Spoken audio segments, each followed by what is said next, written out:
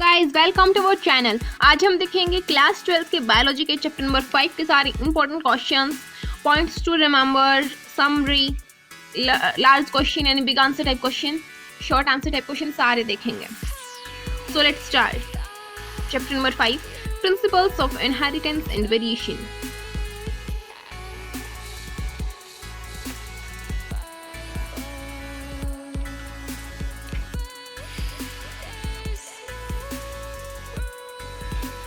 आपको ये क्यों देखनी चाहिए, साथ साथ में आपको ये भी बताऊंगी। देखो, जो इंपॉर्टेंट पॉइंट्स टू रिमेंबर है, यानी जो अभी आप देख रहे हैं समरी, ये होती है ताकि आपको एक दो पेजेस में पूरे एनसीईआरटी का चैप्टर रिवाइज करवाया जा सके और उसमें जितने भी इंपॉर्टेंट पॉइंट्स हैं वो सारे आप क्लियर रिवाइज कर सकें।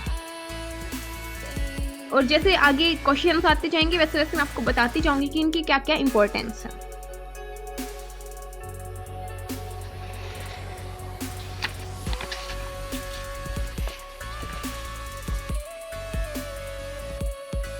अब जैसे कि ये सारे आपको पॉइंट 6 जगह पे दिए गए हैं, इनमें से आपसे पूछ सकते हैं what is factor, unit of inheritance, what is Ali, alternative contrasting form of gene. ऐसे इस टाइप से आपको सारी डेफिनेशन एक ही जगह पे प्रोवाइड की गई है। इनमें से कोई भी डेफिनेशन आ सकती है और बहुत ज़्यादा चांसेस होते हैं कि अली की ही डेफिनेशन पूछी जाए।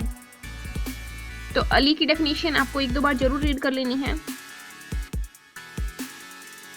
और ये देखो 2019 में आया हुआ पॉइंट है कि मेंडल ने अपने काम को 1865 में ही पब्लिश कर दिया था, लेकिन 1900 तक या 1900 तक उसके काम को कोई रिकॉग्नाइज ही नहीं कर पाया। 1865 में ही अपने काम को उसने पब्लिश कर दिया था। फिर 1900 के अंदर Hugo de Vries, Correns and Tschermak, इन तीनों साइंटिस्ट ने अलग अलग करके इसके काम को दोबारा से रीडिस्कवर किया था। तब पता चला था कि हाँ भाई 1865 में मेंडल नाम के एक इंसान ने भी काम पहले से कर रखा है।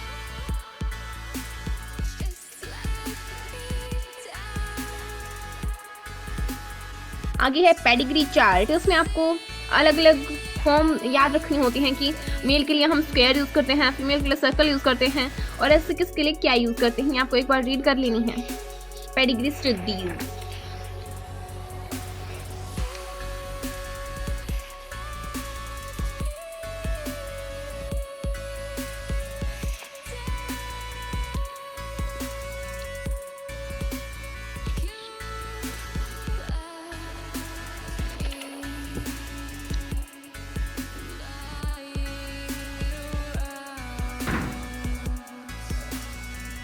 और जितने भी सेक्स लिंक डिसऑर्डर हैं या फिर जीन लिंक डिसऑर्डर हैं, single gene link disorder, autosomal trisomy, सारे जितने भी डिसऑर्डर हैं आपको अच्छे से देख लेने हैं। डिसऑर्डर पे क्वेश्चन बहुत ज़्यादा बनते हैं।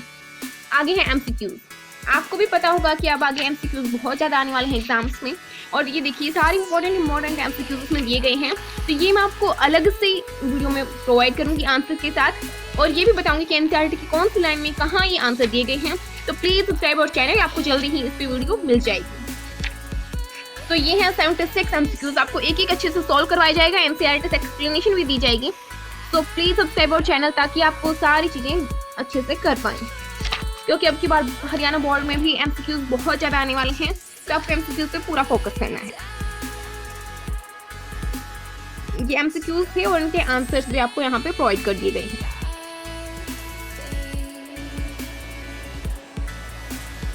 अब है very short answer type question. देखो ये आए हैं जिसके व्हाट इज पॉइंट म्यूटेशन। जब एक सिंगल बेस पेयर के अंदर चेंज आता है तो वो होता है point mutation.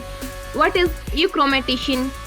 It is loosely coiled genetically active form of chromatin, यानी कि जो लूजली कॉइल होती है और जेनेटिकली एक्टिव होती है क्रोमेटिन की, वो फॉर्म होती है यूक्रोमेटेशन। ऐसे इस टाइप को अच्छे से आपको रीड कर लेना है। फ्रेम शिफ्ट म्यूटेशन क्या होती है? जिसमें एक या एक से ज्यादा न्यूक्लियोटाइड ऐड या डिलीट होते हैं। एन्यूप्लॉइडी क्या होती है? एन्यूप्लॉइडी पे देखो 2 बार क्वेश्चन आया हुआ है, ये आपको अच्छे से रीड करना है। What is aneuploidy? एडिशन और डिलीशन ऑफ वन और more chromosome in the diploid set. Diploid set के अंदर अगर यदि एक या ज्यादा क्रोमोसोम ऐड या डिलीट हो रहे हैं उसे एन्यूप्लॉइडी बोलते हैं। ऐसे आगे दिए गए हैं जो आपके किसी ईयर में आए हुए हैं, वो मैं आपको बोल के भी बता दूंगी ताकि आपको एक ही क्वेश्चन अच्छे से ना रीड करना पड़े, आपको फास्टली अगर रिवाइज करना है। तो ये जो प्रीवियस ईयर में आए हैं ये मैं आपको बता दूंगी। What is clone? Group of genetically similar cell और इंडिविजुअल क्लोन क्या होते हैं? जो जेनेटिकली मॉर्फोलॉजिकली हर तरीके से सिमिलर होते हैं। What is codominance? Equal expression of both the allies of the same gene. एक जीन की दो अली हैं और दोनों का इक्वली एक्सप्रेशन है, दोनों ही डोमिनेट कर रही हैं, वो हो गया codominance. What is trisomy? Presence of an additional copy of chromosome is called trisomy. जब एक क्रोमोसोम में एडिशनल कॉपी प्रेजेंट होती है उसे हम बोलते हैं ट्राइसोमी।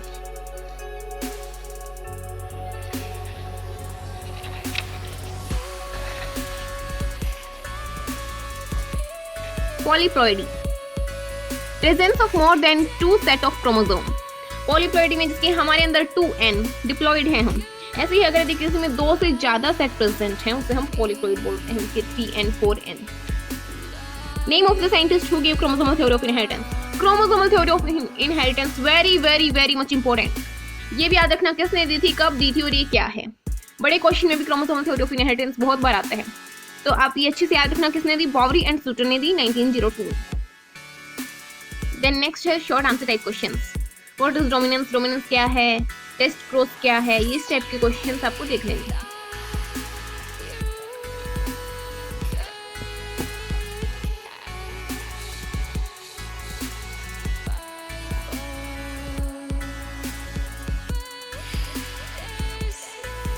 ये फिनाइल कीटोनूरिया, 2 बार आया हुआ है फिनाइल कीटोनूरिया। ये एक जेनेटिक डिसऑर्डर है और इसमें फिनाइल एलेनिन का मेटाबॉलिज्म नहीं हो पाता है, क्योंकि उसको डाइजेस्ट करने के लिए, उसका मेटाबोलाइज करने के लिए जो एंजाइम चाहिए होता है वो एब्सेंट होता है। और रिसेसिव जीन ऑटोसोमल डिसऑर्डर है। ये याद रखना, ये क्या है? रिसेसिव जीन ऑटोसोमल डिसऑर्डर है और इसमें मेंटल रिटार्डेशन अबनॉर्मलिटीज आती हैं। तो ये डिसऑर्डर्स वगैरह अच्छे से देख लेना। कोडोमिनेंस दोबारा आ गया। कोडोमिनेंस जब एक जीन में 2 अली हों और दोनों का एक्सप्रेशन इक्वल हो, दोनों ही डोमिनेट कर रही हों या दोनों ही रिसेसिव हों। अगर यदि एक दूसरे के कंपैरिजन में देखें तो कोई भी ना डोमिनेट करे ना रिसेसिव। आगे क्रॉसेस आ गई हैं। मेंडल के लॉ कौन कौन से हैं वो देख लेने हैं। What is incomplete dominance and how will you show its phenotype genotype ratios? Incomplete dominance और इसके क्रॉसेस देखें। कोडोमिनेंस तीसरी बार आया है। कोडोमिनेंस क्या है? जब एक जीन के 2 अली हों, दोनों ही इक्वली एक्सप्रेस हों, और इसका एग्जांपल हो जाएगा हमारा blood group. Then colour blindness, ये भी आपको रीड कर लेना है। ये कलर ब्लाइंडनेस भी क्या है? ऑटोसोमल रिसेसिव डिसऑर्डर है, फिनाइल कीटोनूरिया की तरह है।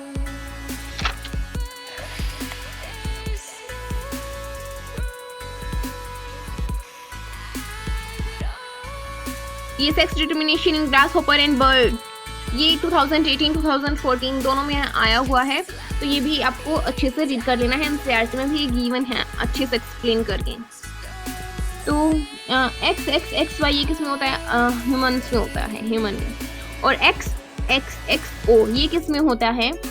इसके एग्जाम्पल हो जाएगा ग्रासहॉपर। ग्रासहॉपर में होता है जो मेल हैं उनमें सिर्फ एक ही क्रोमोसोम होता है, XO। O का मतलब है कि कुछ भी नहीं, यानी एक ही क्रोमोसोम है अकेला X, और जो फीमेल है उनमें होगा डबल X। फिर हम देखें बर्ड्स में होता है ZW ZZ। इसमें फीमेल्स का होता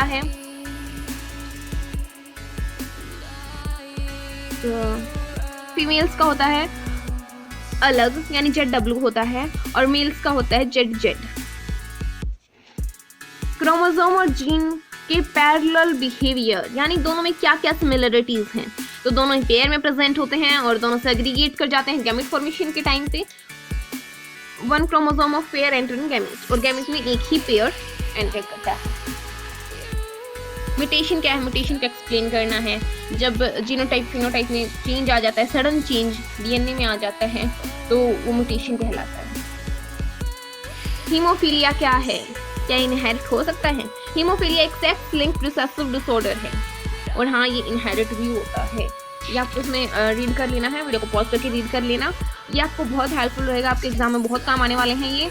और अगर आपके अभी कोई भी एग्जाम चल रहे हैं, क्लास एग्जाम है या कुछ भी है, तो उसमें इस टाइप के क्वेश्चन बहुत आएंगे कि जितने भी डिसऑर्डर है ना, चाहे वो सेक्स लिंक हो या फिर एक्स क्रोमोसोम लिंक हो, ऑटोसोमल रिसेसिव ट्रेट्स हो, कोई भी हो, ये सारे आपके ना एग्जाम में जरूर आने वाले हैं। क्रोमोसोमल थ्योरी ऑफ इनहेरिटेंस, ये आपको अच्छे से रीड कर लेना है। सिकल सेल एनीमिया, इसमें भी 2 क्वेश्चन हैं, देखो एक 2008 और 14 में आया हुआ है, एक 2018 में आया हुआ है। सिकल सेल एनीमिया क्या है? ऑटोसोमल रिसेसिव डिसऑर्डर है जो कि एक सिंगल पेयर ऑफ अली के द्वारा कंट्रोल किया जाता है। Down syndrome, Klinefelter syndrome, Turner syndrome, ये सारे एनसीईआरटी में गिवन है। ये सारे सिंड्रोम डिसऑर्डर्स ये आपको अच्छे से कर लेने हैं, इन्हीं पे ऐसे क्वेश्चंस बनते हैं। एक क्रोमोसोम में अबनॉर्मलिटी है, उसे हम कैसे डिटेक्ट करेंगे, वो पूछा गया है, और इसको क्या नाम देंगे। तो ये आप वीडियो को पॉज करके रीड कर लेना, आपको किस टाइप से लिखना है। बहुत से बच्चों को ऐसा होता है कि उनको आता है लेकिन यूँ नहीं पता चलता लिखना कैसे है, तो कैसे लिखना है वो आप हमारी वीडियो से अच्छे से सीख सकते हैं।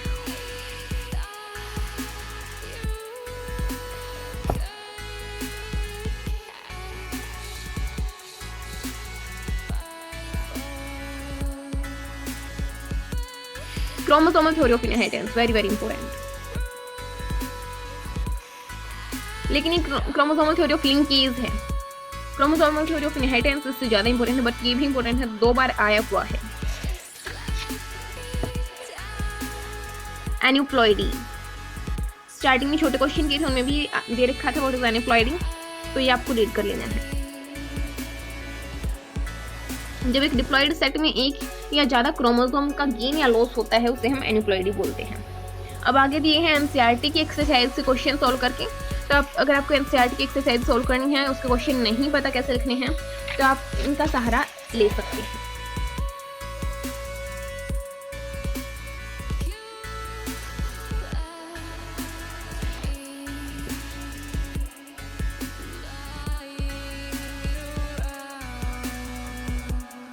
ह्यूमंस में सेक्स डिटर्मिनेशन कैसे होता है, आपको कर लेना है कि जब XX आएगा तो फीमेल होगी और मेल में XY आता है। और ये भी हमारा चैप्टर कंप्लीट होता है एनसीईआरटी एक्सरसाइज के साथ। तो इसमें हमने देखी पहले समरी, फिर फिल इन द ब्लैंक्स, फिर very short answer type question, then short answer type question, फिर long answer type question, and last में NCERT exercise with solution. I hope ये आपको बहुत हेल्पफुल रहा होगा और आपके आगे बहुत काम आने वाला है। प्लीज़ सब्सक्राइब कर लेना हमारे चैनल को, आपको ऐसे ही काम की वीडियोस मिलती रहेंगी। और एक और बात बता दूं कि जो MCQs हमने छोड़ दिए हैं ये हमारे चैनल पर जल्दी ही आ जाएंगे, तो सब्सक्राइब कर लेना। ये क्वेश्चन MCQs अब की बार बहुत आने वाले हैं एग्जाम में, तो MCQs आपको जरूर से जरूर करने होंगे। उसमें देखिए सारे इंपॉर्टेंट MCQs दिए गए हैं, कभी ना कभी किसी न किसी एग्जाम में जरूर आए हुए हैं। So please like, share and subscribe. Thanks for watching.